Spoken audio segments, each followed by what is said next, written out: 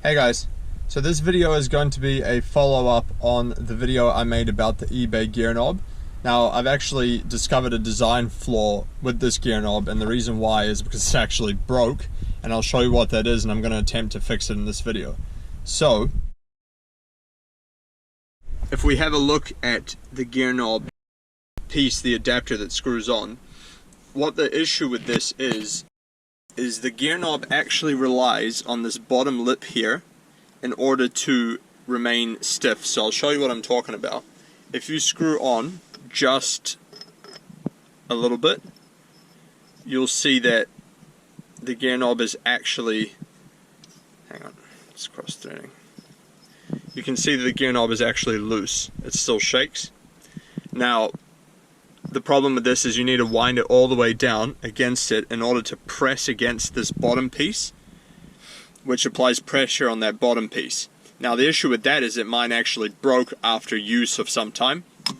This whole bottom section here, as you can hopefully see, actually broke, and the whole thing came down with that bottom bit where it actually applies pressure to the knob, and the whole knob was loose. So what I had to do is I bought some of that super glue stuff, the quick drying stuff, and I put it all around the ring there, and I pushed this up and I glued it together. Unfortunately, I forgot to record that, but that's how I've done that to solve this. Now, the other thing I want to do now is I'm going to put some tape, just a thin layer of tape around the threads, which is going to hopefully keep the threads more firm against the gear knob. So it's basically going to take out all of the tolerance, and then hopefully the gear knob is not going to shake as much, which means that I need to apply much less pressure on this bottom piece in order to get it to not wiggle when it's not fully tightened. So I'm going to do that now, and let's see if that fixes this problem.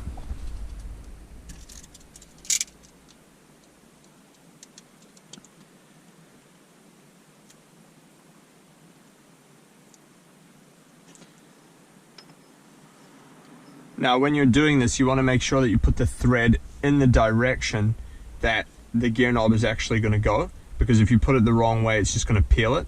So I'm just going to double check which way it goes.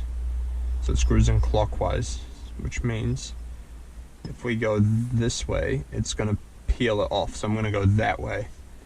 I'll show you what I mean.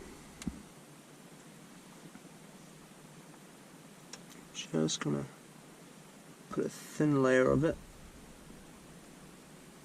This. Okay.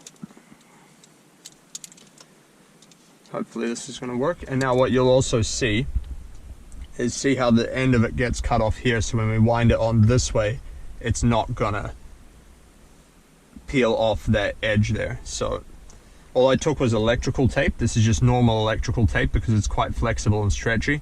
So I reckon that's going to do this perfectly. So let's test this out.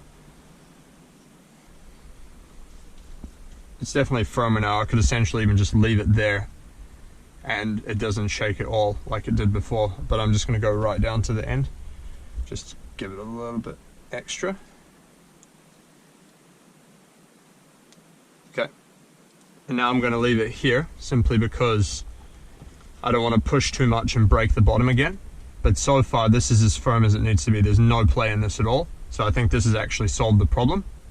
Okay, so now it looks as though it's firm on here. There's no play at all, and I haven't needed to screw it all the way down super tight to put pressure on that bottom piece. So I'm hoping that that's going to solve this problem. If you guys are using the same type of gear knob and you have the same issue where it breaks in the bottom because you had to over tighten it to get it to be stiff, then I hope this is going to solve it for you. We'll see how long this lasts. I mean, I might update this if I need to in the future, but hopefully this solves the problem. So hope that was helpful. If you guys are using the same style gear knob, catch you on the next one.